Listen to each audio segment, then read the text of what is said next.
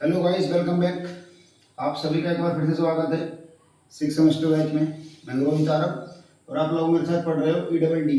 तो बच्चों, EW D पढ़ते पढ़ते हमारा टॉपिक चल रहा है अब सब स्टेशन। क्या चल रहा है? सब स्टेशन, जो कि आपका ईडब्ल्यू डी फर्स्ट और ईडब्ल्यू डी सेकेंड दोनों में कॉमन है। ठीक है, चलिए फिर इसी सब स्टेशन के आज हम लोगों ने अपनी लास्ट क्लास में थ्योरी का स्टडी कर लिया था। तो आज की इस क्लास में हम एक न्यूमेरिकल लेने वाले हैं जो कि इंडोर सब स्टेशन का होने वाला है। काफी बड़ा सा न्यूमेरिकल है। पहले बिना समय गवाए जल्दी से उस न्यूमेरिकल को नोट कर लेते हैं। ठीक है बच्चों, तो देखिएगा वो न्यूमेरिकल ये है बच्चों कि एक औद्योगिक शिक्षण संस्थान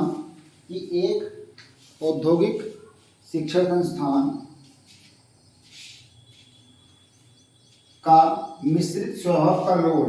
देखिएगा आपको ऐसे ही लिखा हुआ आएगा क्वेश्चन, तो मैं बिल्कुल सेम क्वेश्चन लिख रहा हूँ जो आपकी बुक में लिखा हुआ है। मैं तो कुछ भी चेंज नहीं कर रहा फिलहाल के लिए।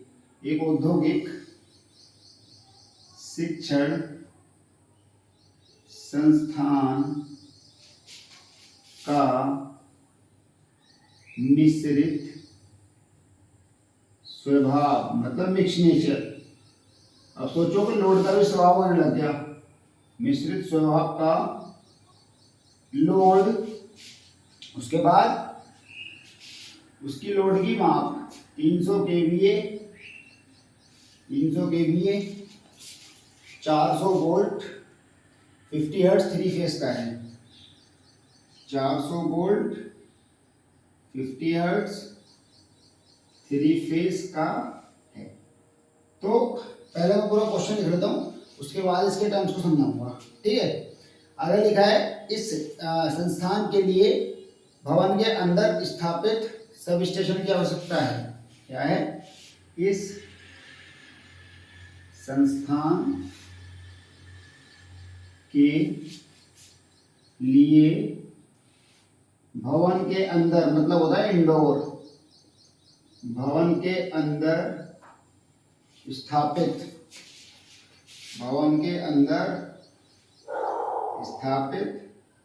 सब स्टेशन मतलब इंडोर सब स्टेशन। ठीक, ये लिखा हुआ नहीं आएगा इंडोर, आपको बता रहा हूँ बस मैं, ताकि आप समझ सको। वैसे तो क्वेश्चन मिल गया था। इंडोर सब स्टेशन भवन के अंदर वाले होते हैं। इंडोर सब स्टेशन की आवश्यकता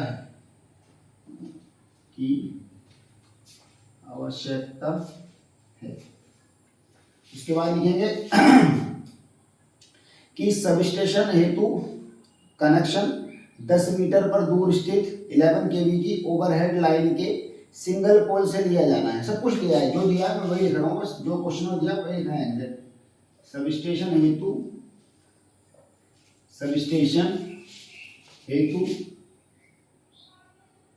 कनेक्शन, कितना बड़ा क्वेश्चन आएगा सोचो। 10 मीटर दूर स्थित 11 केवी की ओवरहेड। अब सोचो 10 मिनट तो क्वेश्चन लिखने में लग जा रहे हैं। ओवरहेड लाइन के तो करने में कितने लगेंगे? फिर इसको इतना टाइम तो करने में लगता है, इतना इसको क्वेश्चन को नोट करने में लग जाता है। सिंगल पोल से लिया जाना है। तो ये सब तो हो गई डिटेल। अब पूछेगा क्वेश्चन, अभी क्वेश्चन नहीं पूछा, पूछेगा क्वेश्चन। इस सब स्टेशन के लिए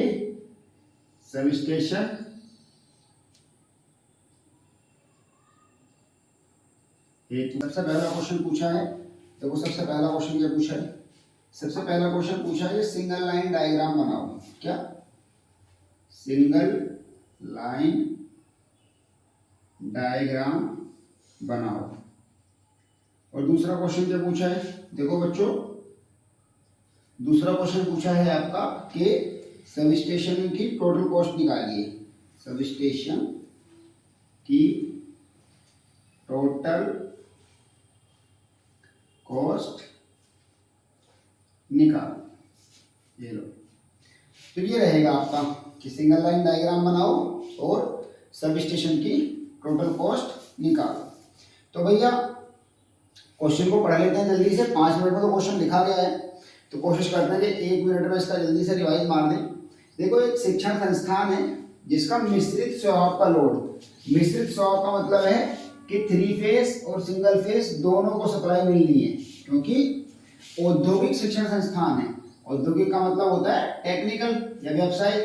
तो ये जो रहता है आपका इंडस्ट्रियल या व्यावसायिक, तो ऑब्वियस सी बात है कि इसमें 3 फेस की सप्लाई भी लगेगी और सिंगल फेस की भी लगेगी, क्योंकि राइट हैंड की व्यवस्था तो फिर भी होनी है, तो सिंगल फेस की तो कंफर्म ही लगेगी, समझ गए। तो इसीलिए लिखा है यहाँ पर मिश्रित स्वभाव का लोड। खैर उस बात का खत्म हो गई। तो अब वहां पर है 300 केवीए 400 वोल्ट 50 हर्ट्ज 3 फेस का है, सही है। वो ट्रांसफॉर्मर के लिए, क्योंकि ट्रांसफॉर्मर की रेटिंग चाहिए थी, तो वो अपन ट्रांसफॉर्मर के लिए फंडा हो गया। उसके बाद इसमें इंडोर सब स्टेशन लगाना है, ऐसा पहले ही क्लियर कर दिया है। चलो भैया ये अच्छी बात है कि इंडोर सब स्टेशन लगाना क्लियर कर दिया है। और वैसे भी अगर हमसे पूछता भी ना कि इसमें सब स्टेशन का प्रकार सुझाइए, तो मैं तो भैया इसमें इंडोर ही सुझाता हूँ, 300 केवी है तो इसमें इंडोर ही मैं तो सजेस्ट करता, ठीक। उसके बाद कनेक्शन जो है वो 10 मीटर दूर है लाइन, तो 10 मीटर की दूर लाइन से फिर यहाँ को मिलना है इस सब स्टेशन को। तो जल्दी से बिना समय गवाते हुए इसके लिए एजम्पशन लिख लेते हैं। तो बच्चों मैं आपको 2-3 एजम्पशन बताता हूँ। एक कि इस सब स्टेशन तो ऑब्वियस सी बात है बिल्डिंग के अंदर लगेगा, तो बिल्डिंग के अंदर जो है सब स्टेशन को सप्लाई अंडरग्राउंड केबल द्वारा मिलती है। किसके द्वारा मिलती है? अंडरग्राउंड केबल द्वारा मिलती है। तो आप याद रखिएगा कि जब हम सब स्टेशन को सप्लाई देंगे तो वो अंडरग्राउंड केबल द्वारा देंगे, और ये बात हमको एजम्पशन में लिखनी पड़ेगी। क्या करना पड़ेगा? ये बात हमको एजम्पशन में लिखनी पड़ेगी, हम किस किस प्रकार से सप्लाई दे रहे हैं।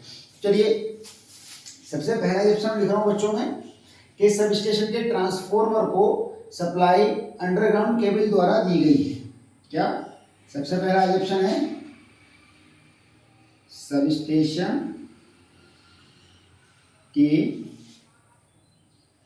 ट्रांसफॉर्मर को, आप लोग भी लिख लो, सप्लाई अंडरग्राउंड केबल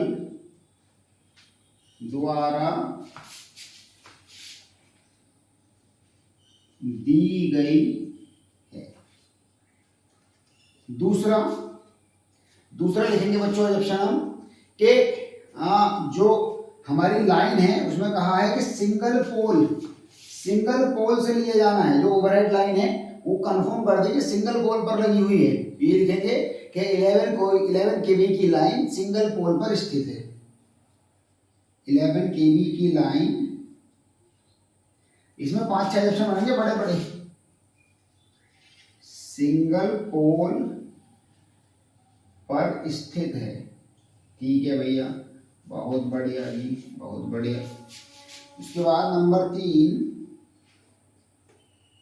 3 नंबर का ऑप्शन लिखेंगे कि लाइटनिंग अरेस्टर और टीपीएमओ स्विच, जिसको आइसोलेटर कहते हैं, वो तो भवन के अंदर नहीं लगा सकते ना, वो तो बिल्डिंग के बाहर लाइन के पास ही लगाना पड़ेगा। तो लिखेंगे लाइटनिंग अरेस्टर व आइसोलेटर बिल्डिंग के बाहर एक डबल पोल पर लगाए जाएंगे। क्या लिखेंगे? लाइटनिंग अरेस्टर व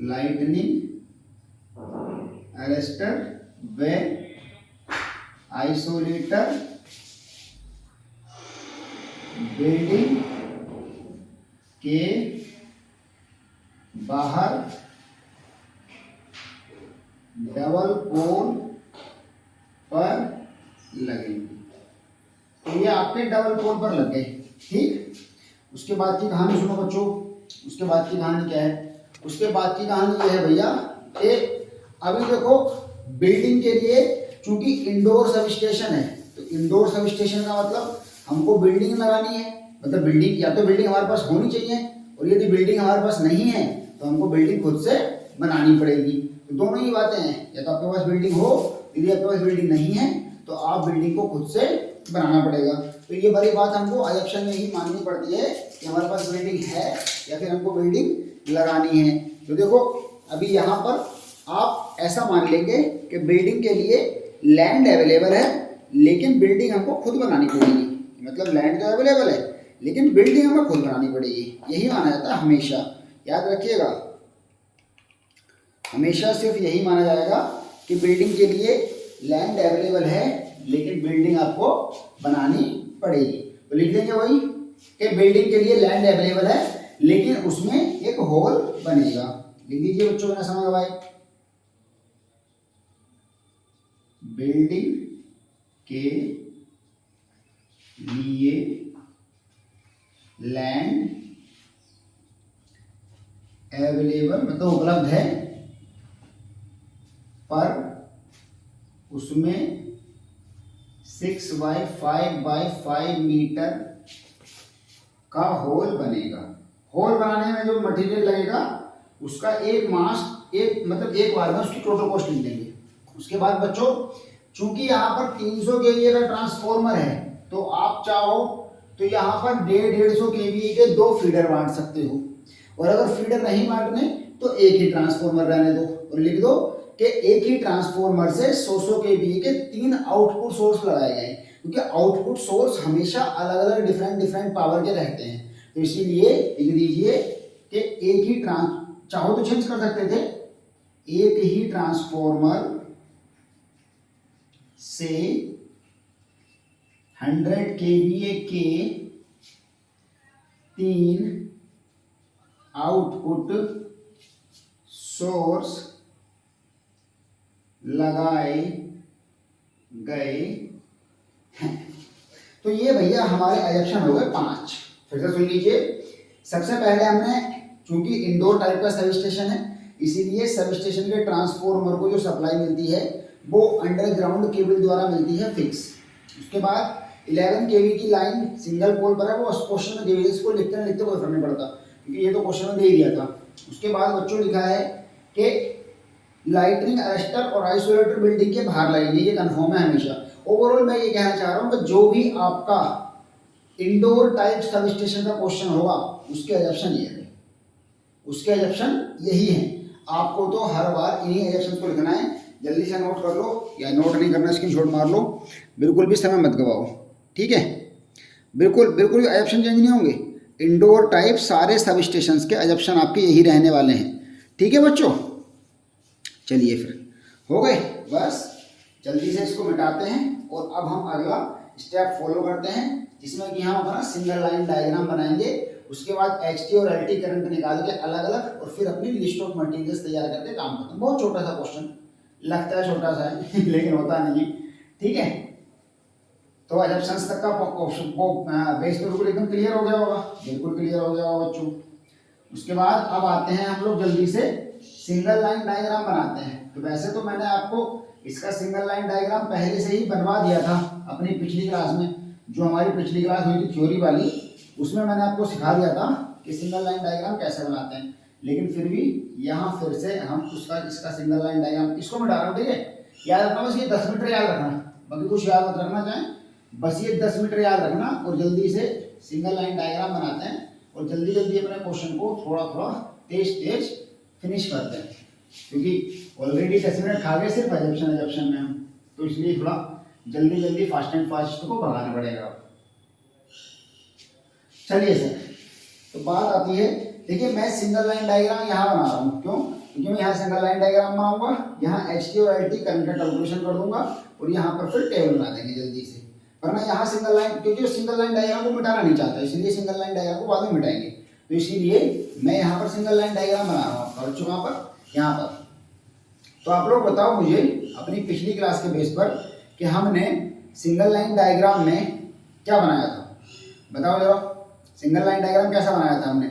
इंडोर टाइप सब स्टेशन का जो सिंगल लाइन डायग्राम था, सबसे ऊपर लाइटिंग अरेस्टर लगा होता था, फिर आपका आइसोलेटर लगा होता था, फिर आइसोलेटर के बाद आपका HT फ्यूज सेट लगा होता था, फिर आपका बस बार लगी होती थी। अब लेकिन यहाँ पर सिर्फ एक ही, क्योंकि यहाँ पर बस बार की आवश्यकता नहीं है, यहाँ पर HT बस बार की आवश्यकता नहीं है। और मैंने आपको बताया था कि 500 kVA तक HT फ्यूज सेट की आवश्यकता भी नहीं होती है, तो यहाँ पर HT फ्यूज सेट की आवश्यकता भी नहीं है। तो जो वैसे तो सिंगल लाइन डायग्राम के तौर पर तो आप चाहो तो वही बना दो जो पहले वाला था, कोई फर्क नहीं पड़ने वाला, या फिर इसी का बनाओ जो इसको बनाने वाले हैं हम लोग। तो इसको कैसे बनाएंगे, देखो जरा, इसको ऐसा बनाएंगे बच्चों कि सबसे पहले तो ये आती है जनरेशन लाइन, मतलब ये कहीं से आ रही होगी लाइन, 11 kV की इनकमिंग लाइन आती है, ये 11 kV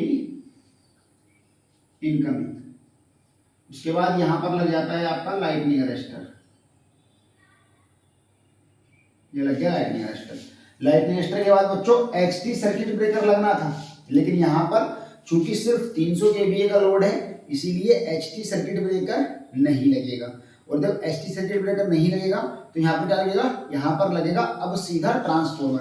देखिए मैं आपको वो वाला डायग्राम नहीं बन पा रहा हूँ जो दिया है, हमको अपने क्वेश्चन के अकॉर्डिंग बनाना ना, क्वेश्चन के अकॉर्डिंग। तो क्वेश्चन में एचटी सर्किट ब्रेकर नहीं लगेगा, इसीलिए अब सीधा लगेगा हमारा ट्रांसफॉर्मर। ये लग गया ट्रांसफॉर्मर। और ट्रांसफॉर्मर के बाद बच्चों हमारा लगेगा एलटी सर्किट ब्रेकर। क्या लगेगा, एलटी सर्किट ब्रेकर। ये लगेगा आपका एलटी सर्किट ब्रेकर। और एलटी सर्किट ब्रेकर के बाद आपके जो हमने आउटपुट सोर्स निकाले हैं वो निकल जाएंगे 3 output source. 100 KVA output source, बस दैट्स ऑल। ये क्योंकि यहां पर हमने एक ही ट्रांसफॉर्मर लगाया ना तो इसीलिए 300 केवीए ट्रांसफॉर्मर।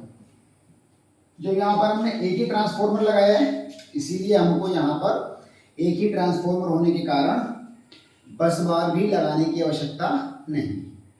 अब देखो वो जो डायग्राम कल मैंने बनाया था उसमें मैंने एसटी फ्यूज सेट वगैरह लगाए थे, तो एसटी फ्यूज सेट तभी तो लगाएंगे ना बच्चों जब जरूरत पड़ेगी, तो अभी जरूरत नहीं है, क्यों लगाएंगे, लॉजिकल बात है कि नहीं। तो हमको जो डायग्राम बनाना है वो अपने क्वेश्चन के अकॉर्डिंग बनाना है। तो यहाँ पर समझ जाओ कि आपके लगना क्या है सब स्टेशन में। सब स्टेशन में बस एक अच्छा टीपीएम स्विच रह गया बच्चों। टीपीएम स्विच कैसे खा गए हम, ये आपका टीपीएम स्विच है, ये टीपीएम स्विच है। टीपीएमओ, टीपीएमओ की फुल फॉर्म बताई थी ना, triple pole manually operated switch, जिसको आइसोलेटर भी कहा जाता है। इसको आइसोलेटर लिख दोगे तब भी कोई दिक्कत नहीं है। तो ये हमारा अपने इस क्वेश्चन का डायग्राम है, जिस क्वेश्चन को हम लोग कर रहे हैं। हमको पीछे वाले से मतलब नहीं है कि पीछे कैसे था कैसा नहीं था। इसको यहाँ से थोड़ी लाइन खींच देता हूँ ताकि हम लोग इसको मिटाएंगे, इसको बाद में मिटाएंगे हम साथ में। अब जल्दी से कर लेते हैं, इसको लिख दीजिए यहाँ पर figure single line diagram of given question. Single line diagram. बस अगले स्टेप में बच्चों हम लोग करेंगे कैलकुलेशन ऑफ करंट। तो कैलकुलेशन ऑफ करंट तो आपको पता ही है, यहां पर टोटल लोड कितना है बच्चों, टोटल लोड है भैया हमारे पास, मतलब टोटल पावर कह देते हैं, टोटल लोड नहीं कह सकते। टोटल पावर कितनी है 300 केवीए। तो यहाँ पर दो साइड है ट्रांसफॉर्मर में, एक तो एचटी और एक एलटी। तो एचटी करंट क्या हो जाएगा 300 केवीए अपॉन एचटी वोल्टेज। और एचटी वोल्टेज कितना है बच्चों, HT voltage √3 into HT voltage. तो 300 अपॉन √3 इंटू एचटी है 11 केवी। तो 11 केवी ऐसे लग गया, केवी से केवी कट गया, केवीए में केवी से केवी कट गया, कितना बचा, ये आएगा आपके पास 15.47 एम्पियर। मैंने इसको काट के दिख रखा है, इसको काट के देखेंगे तो ये आएगा बच्चे आपके पास 15.47 एम्पियर। काट लो आप, फिर से हम वेरीफाई कर लेते हैं कैलकुलेटर से। अभी कैलकुलेटर से वेरीफाई कर लेते हैं बच्चों।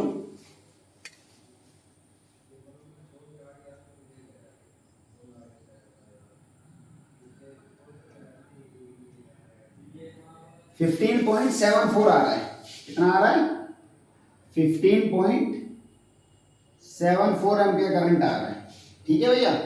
अब एलटी करंट निकाल लेते हैं। तो एलटी करंट निकालने के लिए एलटी, क्योंकि एचटी करंट का मतलब जो आइसोलेटर वगैरह लगेंगे वो इस एचटी करंट के हिसाब से लगेंगे, और जो एलटी सर्किट ब्रेकर वगैरह लगेंगे वो लगेंगे एलटी करंट के हिसाब से। तो इसीलिए एलटी करंट निकालना भी जरूरी है।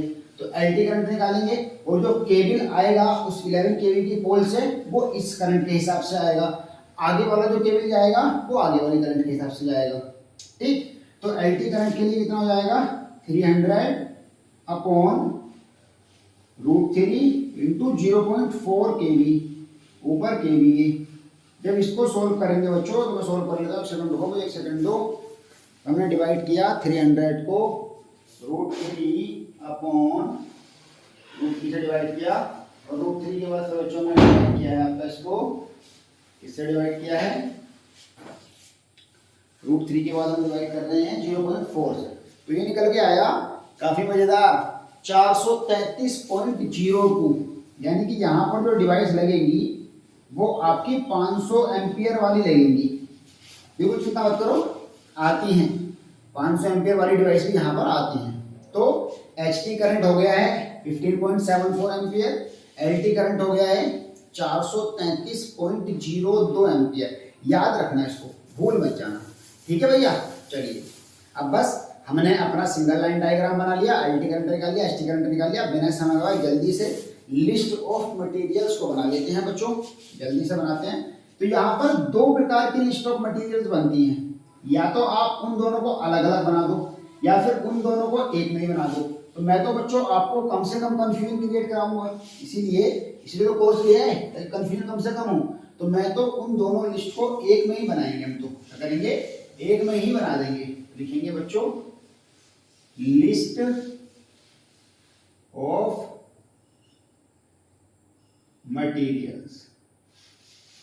तो लिस्ट ऑफ मटेरियल्स में क्या सीन है आपको पता ही है, इसका फॉर्मेट तो सबको पता है, सर्वमान्य है, इसको तो हमने खिचड़ी पका दी फॉर्मेट की। तो इसके serial number, name of material, quantity, rate per unit और टोटल प्राइस। बस जल्दी से डाल देते हैं एकदम बिना समय गवाए। Serial number, name of material,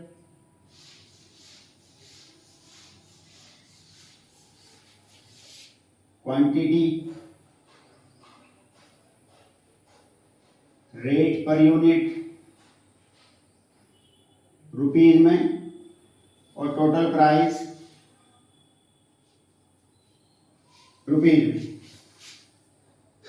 ठीक, चलिए सबसे पहला पॉइंट जो बनेगा वो बनेगा एचटी लाइन पर लगाने हेतु। तो एचटी लाइन पर क्या लगेगा,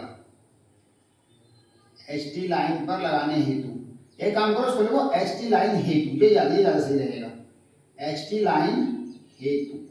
अब ये सारे बस इस पूरी टेबल में सिर्फ दो ही पॉइंट बनाऊंगा, देखना मैं, क्योंकि इसकी अलग अलग दो लिस्ट बनती हैं, एक एचटी लाइन पर एक सब स्टेशन पर। लेकिन मैं आपको कम से कम कंडीशन क्रिएट कराते हुए सीधा सीधा लगा रहे हैं। तो एचटी लाइन पर सबसे पहले लगेंगे बच्चों पोल।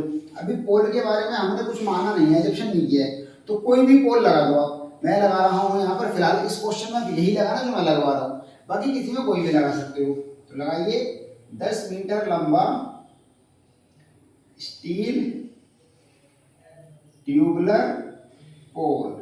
कितने लगेंगे बच्चे, मैंने एग्जेप्शन में माना था ना कि हम लाइटनिंग अरेस्टर और टीपीएम स्विच वगैरह वो बाहर लगाएंगे एच टाइप पोल पर, तो 2 लगेंगे। रेट इसका अभी देख के बताएंगे आपको, शायद इसका रेट 2800 रुपये होता है, 2800 ही होता है इसका रेट, कंफर्म याद आ गया मेरे। तो ये हो जाएगा 5600।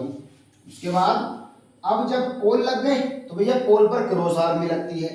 तो क्रॉस आर्म देखो, यहाँ पर हमको ओवरहेड लाइन का क्वेश्चन नहीं करना है, तो इसीलिए कम से कम काम निपटाओ। क्रॉस आर्म विद क्लैंप, तो cross arm with clamp, cross arm होती थी 2 मीटर लंबी।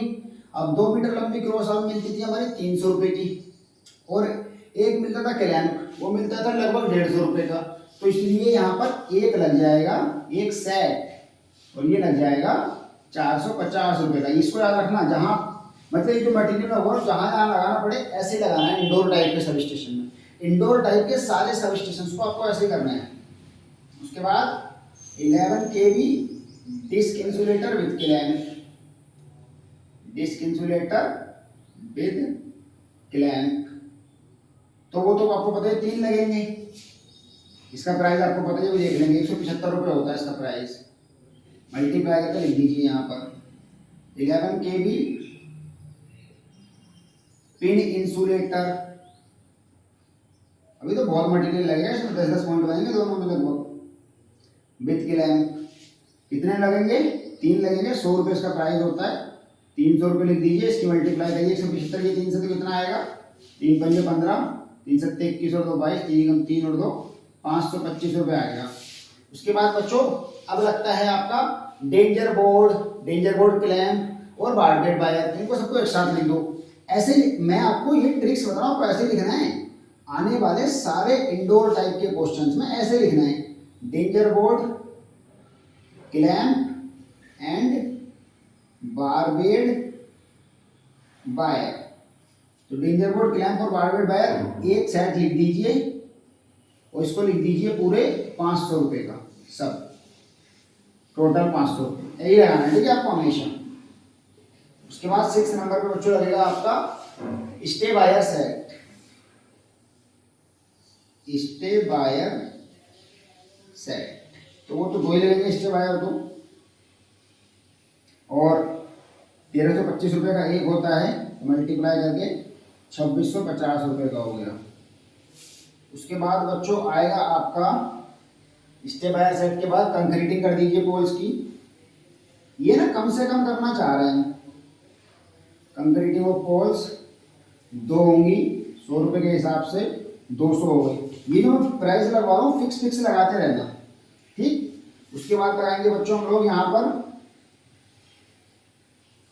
केवल, हमारा जो HT साइड का करंट आया था वो 15.47 एम्पियर आया था, और इस 15.74 इस 15.74 एम्पियर करंट को देखते हुए जब आप पावर वायरिंग, मैं बुक ले लेता हूँ, कहाँ पर है हमारी बुक, मैं बुक से पूरा कंफर्म करके चेक करते हुए चलेंगे बच्चों अभी।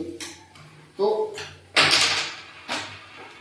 इस जब हम लोग अंडरग्राउंड वाली टेबल में जाएंगे और देखेंगे कि 15.74 एम्पियर तक कौन सा केबल लगता है 11 kV का, तो देख लेते हैं अभी।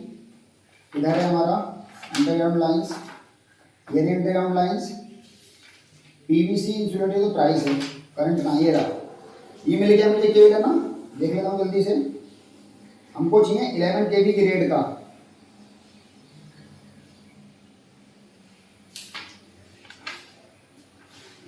पावर वायरिंग वाले में देखते हैं, यहाँ पर तो मिल नहीं रहा है।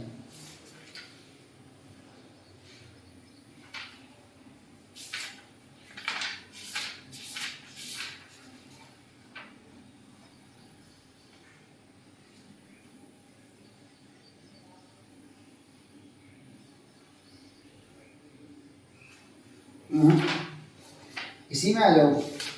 जब अंडरग्राउंड लाइन्स में बच्चों ने चेक किया है, ये टेबल है आपका 6.9, नोट कर लेना। तो इसमें पता लग रहा है कि 11 kV का जो 3 से 4 कोर का केबल है वो अंडरग्राउंड 36 एम्पियर तक आता है आपका 4 mm स्क्वायर, और 4 से छोटा नहीं आता है। तो इसीलिए यहाँ पर हमारे पास केबल का साइज हो गया 4 mm स्क्वायर, तो लिख दीजिए 4 mm square PVC insulated aluminium cable, और 4 कोर क्यों, क्योंकि मिश्रित लोड था।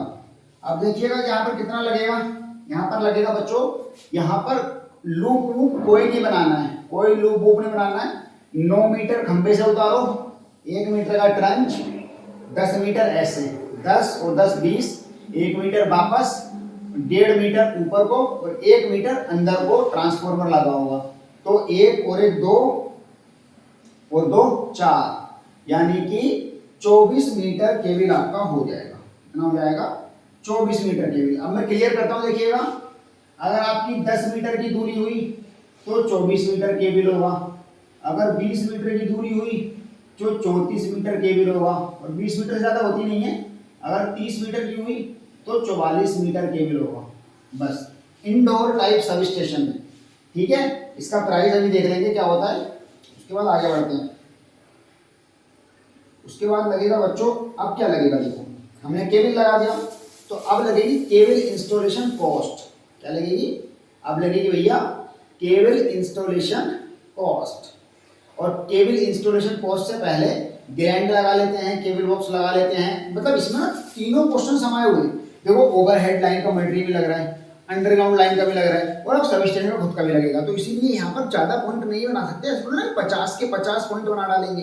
तो इसीलिए जो मैं आपको बता रहा हूँ बस इसी फॉर्मेट को आपको फॉलो करना है, कम से कम पॉइंट बनाने, कम से कम पॉइंट बनाने, यही सिंपल फॉर्मेट फॉलो करना है जो आपको मैं करा के चल रहा हूँ। ऐसा कुछ नहीं कि अलग है, सिंपल, समझ में आई बात? बस।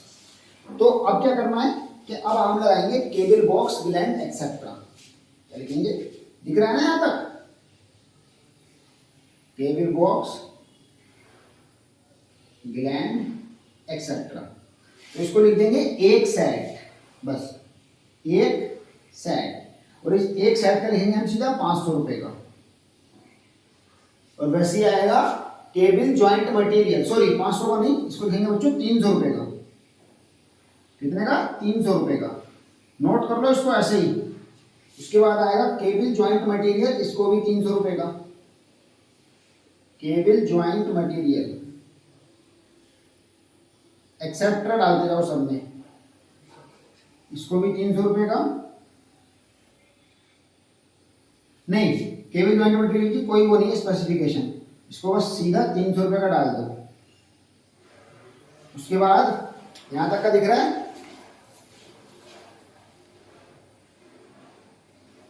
जी हाँ यहां तक का दिख गया। नई लिस्ट बनानी पड़ेगी बच्चों। तो इस यहां तक का पोर्शन कंप्लीट हो गया। अब बस मुझे देखना है आपके 4 mm स्क्वायर केबल का प्राइस। जो कंफ्यूज मत होना, मैं तो कम से कम कंफ्यूजन क्रिएट करने की कोशिश कर रहा हूँ। बुक में तो बेहिसाब कंफ्यूजन है, मैं तो कोशिश कर रहा हूँ कि आपके लिए कम से कम कंफ्यूजन क्रिएट हो बच्चों, ठीक है ना। वरना बुक में तो इतने ज़्यादा है कि तुम उसका आइडिया नहीं लगा सकते। तो 4 mm स्क्वायर केबल का जो रेट है वो है आपका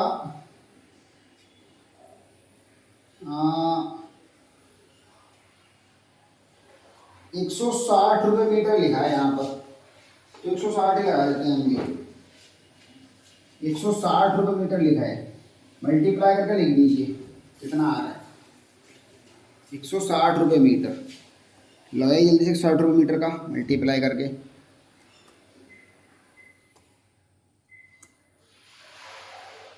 कितना है आपका, 24 इंटू 160, 3840, 3840 आएगा। तो बच्चों मैं बची हुई लिस्ट को, उस वाले पोर्शन को मिटा करके इधर ही बना ले रहा हूँ। फिर हम जब सारा, अगर सारा आ गया तो अच्छी बात है, अगर सारा नहीं आया तो उसके बाद इसको ऐड करके फिर बची हुई को बना लेंगे। अभी तो बहुत बची है, अभी तो सब स्टेशन पर कुछ लगा ही नहीं है तो इसीलिए तो अगर आप बुक खोल के देखोगे तो इसके क्वेश्चन इतने ज़्यादा कन्फ्यूजिंग है, बहुत ज़्यादा। मैं तो फिर भी आपके लिए थोड़े ट्रिक्स लाया हूँ छांट छांट के, ताकि आपको ज़्यादा से ज़्यादा कन्फ्यूजन ना सामना करना पड़े, कम से कम कन्फ्यूजन आपको मिले। ठीक है भाई, इतना काम हो जाएगा ना। Serial number, name of material, quantity, rate per unit and total price. चलिए, तो अब कौन सा नंबर, अब केबल जॉइंट मटेरियल लगा दिया। अब केबल जॉइंट मटेरियल लगा दिया तो अब लगाएंगे केबल पाइप। जीआई पाइप तो लगाओगे 10th नंबर पर जीआई पाइप। जीआई पाइप अपना वही फिक्स हमेशा से 7 मीटर, इसका रेट देख लेंगे अभी। और अब लगा दीजिए केबल इंस्टॉलेशन कॉस्ट। ये ना आपको याद करने पड़ेंगे कि आपको इंडोर में, मैं इसलिए तो आपको 3 क्वेश्चन कराऊंगा, एक इंडोर का कराऊंगा, एक आउटडोर का कराऊंगा और एक कराऊंगा उसका पोल माउंटेड वाला। ये हो गया भैया। तो हमारा एचटी लाइन हेतु सारा मटेरियल कंप्लीट हो गया। और अब क्या करेंगे, अब करेंगे बच्चों हम सब स्टेशन पर लगाने हेतु। क्या करेंगे, अब करेंगे सब स्टेशन पर लगाने हेतु। तो बस जल्दी से नंबर 2 पॉइंट बनाइए और लिखिए सब स्टेशन हेतु। सब स्टेशन हेतु, सब स्टेशन हेतु सबसे पहला पॉइंट क्या बनेगा, सबसे पहला पॉइंट बनेगा lightning arrester 11 kV lightning arrester. कितने लगेंगे बच्चों, पूरा लिखना, पूरा नाम लिखना आप लोग। कितने बनेंगे, ये लगेंगे एक सेट। कितने रुपए का होता है बच्चों, 5000 रुपए का होता है, या कम का होता है, चेक कर लेंगे अभी। 5000 रुपए का होता है। उसके बाद लगेगा आपका लाइटनिंग अरेस्टर के बाद टीपीएमओ स्विच। कितने एम्पियर का करंट था हमारे पास, 15.74 एम्पियर। और टीपीएमओ स्विच जो आता है वो आता है आपका 100 एम्पियर से शुरू होता है, 100, 200, 300, 400 होता है। तो ये लगेगा यहाँ पर 100 एम्पियर टीपीएमओ स्विच। याद रखिएगा, इसको आइसोलेटर भी कहते हैं भैया। कितने लगेंगे, एक लगेगा। इसका प्राइस बहुत होता है, मुझे देख के लगाना पड़ेगा। अभी मैं हाथ वाथ लगा ही देता हूँ, चिंता मत करिए। बुक तो हमारे पास है, पर ना लिख लेते हैं पहले, पहले लिख लेते हैं, बाद में सबके एक साथ लगा देंगे। ठीक, फिर लगेगा बच्चे आपका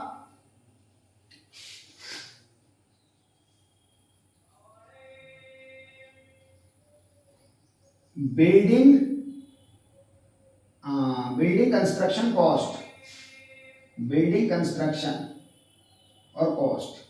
तो बिल्डिंग कंस्ट्रक्शन कॉस्ट में कोई स्पेसिफिकेशन नहीं, इसको ऐसे ही 50,000 रुपए का लगा देंगे बस। ठीक है, उसके बाद लगेगा बच्चों आपका, अच्छा मैंने आपको कहा था कि सिंगल लाइन डायग्राम लगाते समय कि इसमें HT फ्यूज सेट नहीं लगाते हैं, लेकिन आप चाहो तो लगा सकते हो। ठीक है, मतलब कि HT फ्यूज सेट से लगाते नहीं है, लेकिन अगर आप लगाना, अच्छा सॉरी HT फ्यूज सेट लगाते हैं। अरे यार मेरे मुंह से गलत निकल गया। HT फ्यूज सेट तो लगाते हैं, HT सर्किट ब्रेकर नहीं लगाते। अब ये ठीक है, हाँ मैं भूल गया था इस बात को। HT फ्यूज सेट तो लगाएंगे, बस HT सर्किट ब्रेकर नहीं लगाएंगे। ठीक है, तो HT फ्यूज सेट लगाएंगे यहाँ पर। HT फ्यूज सेट कितने एम्पियर का लगेगा बच्चों? 30 एम्पियर का लगेगा। ठीक है, नहीं कितना लगेगा? एक सेट लगेगा, डैश डैश नहीं 3 लगेंगे, 3, क्योंकि 3 फेज है इसलिए 3 लगेंगे। अभी प्राइस देख कर लगा देंगे बच्चों हम लोग, कंफ्यूज मत होइएगा बिल्कुल भी। ठीक है, उसके बाद क्या है, बिल्डिंग लगा दी हमने। अब लगाते हैं अपनी सबसे मेन चीज, क्या? ट्रांसफॉर्मर। पूरा लिखना, 300 kVA 11/0.4 kV 3 फेज ट्रांसफॉर्मर। कितने लगेंगे? एक ही ट्रांसफॉर्मर लगाया है, प्राइस अभी देख कर लगा देंगे। ट्रांसफॉर्मर के बाद अब सारा कंपोनेंट हम LT साइड पर पहुंचाते हैं। तो LT साइड में सबसे पहले लगेगा LT oil circuit breaker with all switch gears. लिखेंगे LT oil circuit breaker with all switch gears. Switch gears में energy meter, power factor meter, ये सारे के सारे मीटर आ जाते हैं। कितना लगेगा? एक लगेगा बच्चों। इसका प्राइस होगा लगभग 2.5 लाख रुपए के आसपास, बहुत बड़ा आता है। ठीक, फिर लगेगी बच्चों एक LT बस बार। अब देखो LT बस बार कितने एम्पियर की लगेगी, जल्दी बताओ मुझे। LT बस बार लगेगी आपकी 500 एम्पियर की। ठीक है, अभी लगा देंगे इसको भी, एक लगेगी ये भी। और बस अब इन सब के प्राइस हम देख लेते हैं जल्दी से बुक में से, और फिर आपके लिए लगाते हैं। ये मैंने खोल दिया सब स्टेशन वाला चैप्टर। देखिए सब स्टेशन वाला चैप्टर है, और सब स्टेशन में सबसे पहले क्या लिखा है? GI पाइप का तो अक्सर लिखना पड़ेगा। बाकी बताओ, TPMO स्विच, TPMO स्विच आपका कितने का लगाना है? 100 एम्पियर का, 35,000 रुपये का है। नहीं, TPMO 100 एम्पियर 3 पोल का 20,000 रुपये का है। तो ये 20,000 रुपये हो गए। उसके बाद HT फ्यूज सेट 30 एम्पियर का 850 रुपये का है। 850 की मल्टीप्लाई कर दो, 0 3 पंजे 15 3 अट्ठे 24 और 2550।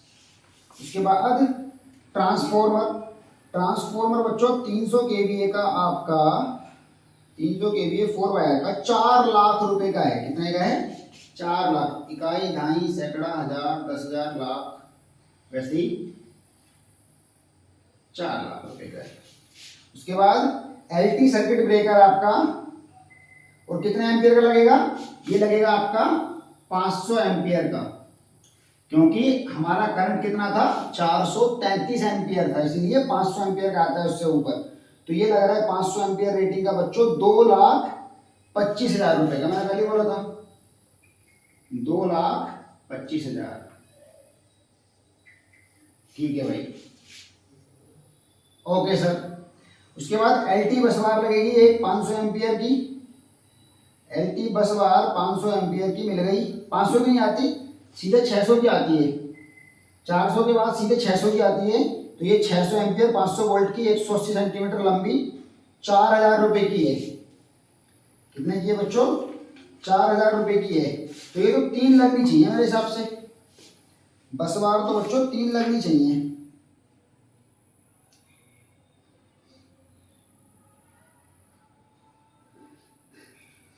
बस बार एक ही लगेगी, ठीक है, पूरा सेट आता है उसका। तो एक लगेगी बस बार तो 4000 रुपये की, तो ये हो गए 4000 रुपये। अभी और भी मटेरियल बचा हुआ है, जैसे कि एक आपका लगेगा बच्चों अभी, हाँ, जो हमने कहा था ना कि हमने इससे 100 एम्पियर के 3 आउटपुट सोर्स निकाले, तो उन 3 आउटपुट सोर्स के लिए लगेगा एक एयर सर्किट ब्रेकर, एक लगेगा एलटी कनेक्शन मटेरियल जिसमें LT cable, LT gland, LT lux वगैरह रहते हैं, फिर बिल्डिंग में लाइट फैन के लिए सेट लगेगा, फिर अर्थिंग सेट लगेगा, और बाकी का मटेरियल ऐसे डाल देंगे। तो सबसे पहले तो इसको ऐड कर लेते हैं, जितना यहाँ तक का हुआ है। अभी सोचो यहीं तक का हुआ है, अभी और भी करना है। सबसे पहले इसको ऐड कर लेते हैं, उसके बाद फिर और भी बड़ा होगा। बहुत मजेदार क्वेश्चन, काफ़ी बड़ा क्वेश्चन होने वाला है। जल्दी से मैं सबको ऐड कर रहा हूँ, ठीक है।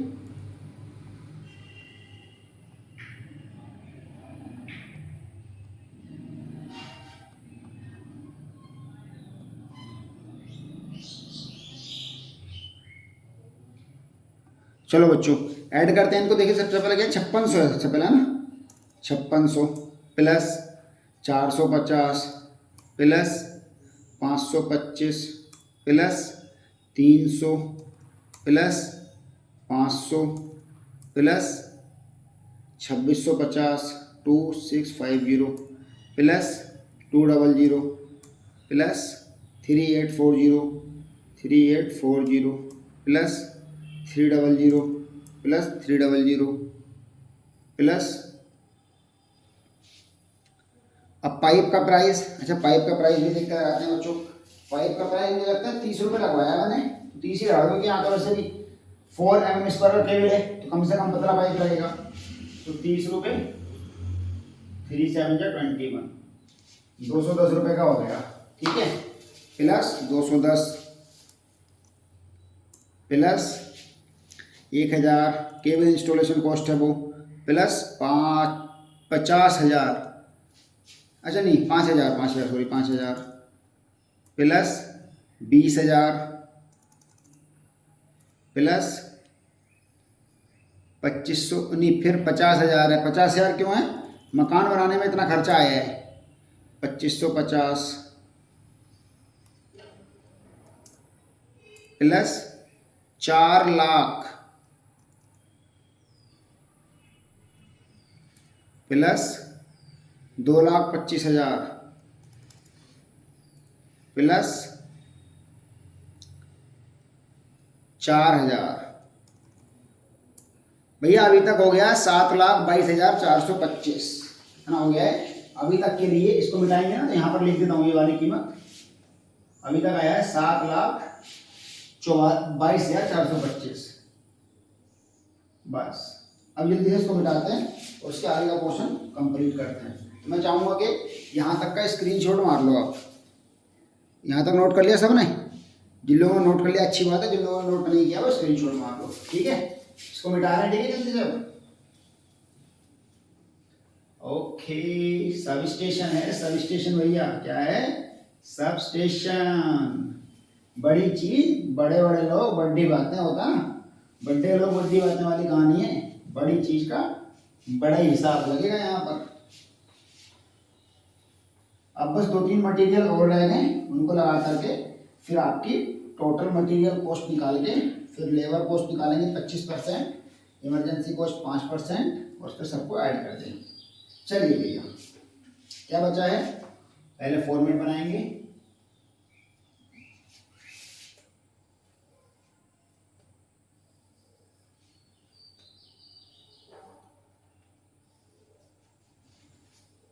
हाँ, क्या बचा है? अब लगेगा आपका बच्चों, मैंने क्या लगवा दिया आपको, सबसे लास्ट लगवाया है एलटी बस बार। तो एलटी बस बार के बाद लगता है अब जो आपके एयर सर्किट ब्रेकर थे, नंबर 8 नंबर पे क्या लगेगा? ये लगेगा आपका 150 एम्पियर के LT switch board air circuit breaker. 150 ampere के क्यों? क्योंकि हमारा जब हमने 100 एम्पियर, हमारे पास टोटल कितना है? 300 एम्पियर है, सॉरी 300 केवीए है। उसको जब 100 केवीए के डिवाइड करेंगे तो 100 केवीए के डिवाइड करके 3 जगह हमारे पास बैठा है 144 समथिंग, इसीलिए 150 एम्पियर में आता है। एयर सर्किट ब्रेकर लिस्ट में देखने पर पता लगा तो हमने 150 एम्पियर का लगा दिया। ये लॉजिक है, ठीक है बच्चों। इस सवाल में आपको जो भी समझ में आए मुझे व्हाट्सएप पे सीधा मैसेज मत करो, सीधा फोन करो, तुरंत समझा देंगे, ठीक। तो लिखिए 150 ampere LT switch board ACB का फुल फॉर्म याद रखिएगा, एयर सर्किट ब्रेकर। कितने लगेंगे बच्चों? तीन है ना, तो 3 सोर्स निकालें तो 3 लगेंगे, और एक होता है ये शायद इसका डेटा भी देख लेंगे, चिंता मत करो। उसके बाद लगेंगे, अब जब ये 3 सोर्स निकालें तो इन 3 सोर्स पर हमको एलटी कनेक्शन भी करने पड़ेंगे। तो लिखेंगे एलटी कनेक्शन मटेरियल, जितने सोर्स निकालते हैं उतने लगते हैं। एलटी कनेक्शन मटेरियल 3 लगेंगे। इसका प्राइस मुझे पता है 2000 रुपये लगाना है आपको, तो ये हो गया 6000 रुपीज। ये क्या है? एलटी कनेक्शन मटेरियल मतलब एलटी साइड में जो केबल लगेगा, लक्स लगेंगे, वो सब चीजें। उसके बाद है बच्चों बिल्डिंग में लाइट फैन अरेंजमेंट। जी हाँ, लाइट फैन अरेंजमेंट। मैं बुक में देख के इसका प्राइस लगाऊंगा कि कितना है, अगर दिया होगा तो। नहीं दिया होगा तो ऐसे लगा देंगे 8 या 9000 रुपये। इधर है मटेरियल लिस्ट, ये रही।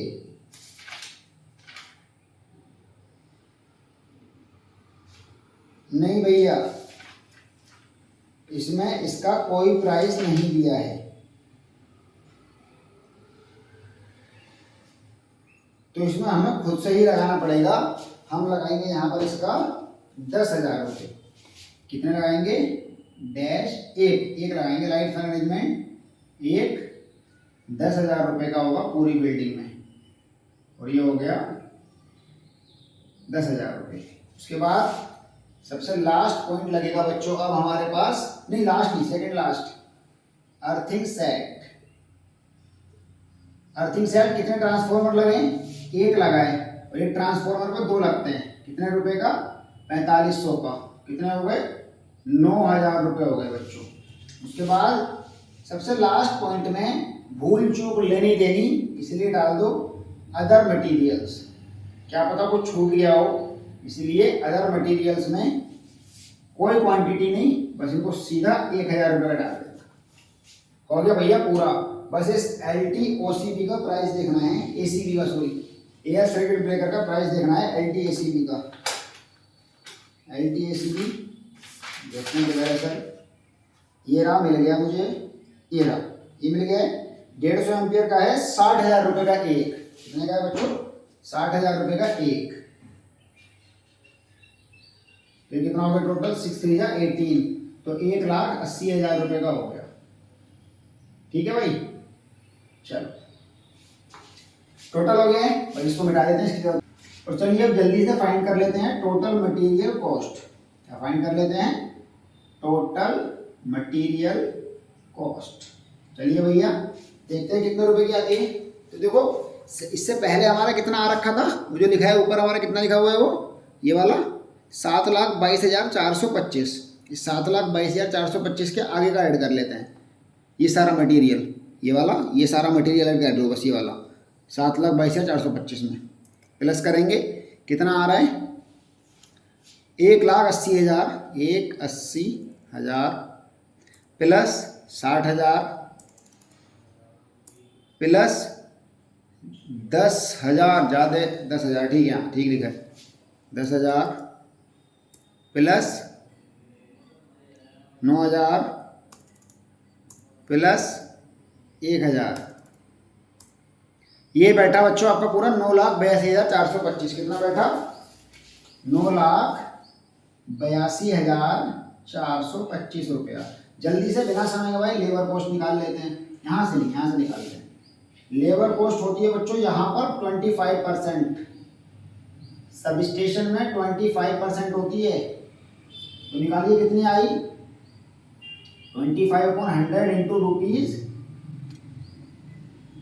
982425। बताइए कितनी आई? अभी चेक करते हैं। 982425 मल्टीप्लाई करेंगे इसकी 25 से, अब डिवाइड करेंगे इसकी 100 से, ये आई आपके पास 2,45,606 रुपये। कितनी आई? 2,45,606 रुपये और 25 पैसे। ठीक है, अब इसको मिटा रहा हूँ थर्ड सेक्शन को, ताकि आप अपनी इमरजेंसी कॉस्ट और अपनी टोटल प्रोडक्शन कॉस्ट को निकाल सकें। ठीक है भैया, ताकि हम अपनी इमरजेंसी कॉस्ट और टोटल प्रोडक्शन कॉस्ट को निकाल सकें। बिल्कुल बिल्कुल बिल्कुल, समय गंवाए बिना करते हैं काम, भागम भाग। तो अब निकालते हैं emergency cost. Emergency cost equals to रहती है 5% ऑफ मटेरियल कॉस्ट। तो कितना हो जाएगा? 5/100 इंटू ₹982425। जल्दी से इसको सॉल्व करते हैं, कितना आ रहा है निकल के? इसको निकल के आ रहा है बच्चों 2,45,606 रुपये और 25 पैसे। कितना आया? 2,45,000 नहीं, वो तो लेबर कॉस्ट थी। ये आया बच्चों 49,000। इसको फिर से काउंट कर दो, रुकिएगा 1 मिनट। हाँ, कितना बैठा है पूरा? ये आया बच्चों हमारे पास 982425 मल्टीप्लाइड बाय 5 डिवाइड बाय 100, 49,121 रुपये और 25 पैसे। कितना आया? 49,121 रुपये और 25 पैसे। उसके बाद निकालते हैं टोटल कॉस्ट। टोटल कॉस्ट आपको पता ही क्या होता है? Material cost plus labour cost plus emergency cost. कितना होगा? रुपीज़, यहाँ से लिखते हैं इसको थोड़ा, ₹982425 प्लस ₹2,45,606.25 प्लस ₹49,121.25। जल्दी से इनको ऐड करिए, कितना आया? जल्दी से इनको ऐड कर लेते हैं बच्चों, कितना आ रहा है फाइनली आंसर? हाँ, प्लस करेंगे 982425 प्लस करेंगे 245,606.25। ये आ रहा है 12,77,152 रुपये 50 पैसे। कितना आ रहा है बच्चों? ₹12,77,152 रुपये और 50 पैसे। तो टीपीसी टोटल प्रोडक्शन कॉस्ट जो है अप्रोक्सीमेट 12,77,153 रुपया। लो भैया, फाइनली हमने अपना आंसर निकाल दिया गिरते पड़ते। तो ये हो गया हमारा फाइनल आंसर। क्या हो गया? ये हो गया बच्चों हमारा फाइनल आंसर। तो हमारे इस सब स्टेशन को लगने में, जो सब स्टेशन हमने किया है क्वेश्चन अभी, उसमें भैया इसको लगने में कॉस्ट आ रही है 12,77,153। तो बच्चों उम्मीद करता हूँ कि न्यूमेरिकल आपको समझ में आया होगा। अगर कोई भी डाउट रहा है तो आपके पास मेरा नंबर है, ये है मेरा नंबर, आप तुरंत मुझे फ़ोन कर लो सीधा, मैं आपका डाउट वहीं पर दूर कर दूंगा। बस आपको करना क्या है कि इंडोर टाइप के जितने भी न्यूमेरिकल होंगे वो इसी प्रकार से होंगे। बस क्या है कि वहाँ पर सर्किट बांटे जा सकते हैं, वो एक आध क्वेश्चन और कर दूँगा, कोई दिक्कत नहीं। ठीक है नहीं? तो इंडोर टाइप के आपको सारे न्यूमेरिकल इसी प्रकार से कैरी करने हैं। समझ गए मेरी बात को बच्चों? तो इस प्रकार से आप इंडोर टाइप के सारे न्यूमेरिकल कर लोगे, और एक में शाम तक या कल रात तक कैसे भी करके पोल माउंटेड का दे देंगे, और एक आउटडोर का मतलब फाउंडेशन माउंटेड का, और फिर हमारा EEE का कंप्लीट कोर्स खत्म। और बच्चों आप लोग को रिवाइज कराएंगे 1 या 2 तारीख के आसपास से। मैं ये चाहता हूँ कि बच्चों आप अपने सभी साथियों को अपने इस बैच के साथ जल्दी जोड़ दो, क्योंकि समय नहीं बचा है, जल्दी से जल्दी जोड़ दो एकदम से बस। ठीक है गाइस, चलिए मिलते हैं आप लोगों से क्लास में। तब तक आप मस्त रहो, व्यस्त रहो, पढ़ाई करते रहो। कोई भी डाउट है मुझसे तुरंत पूछ लो, लगाना इसी हिसाब से। थैंक यू सो मच, धन्यवाद, नमस्कार।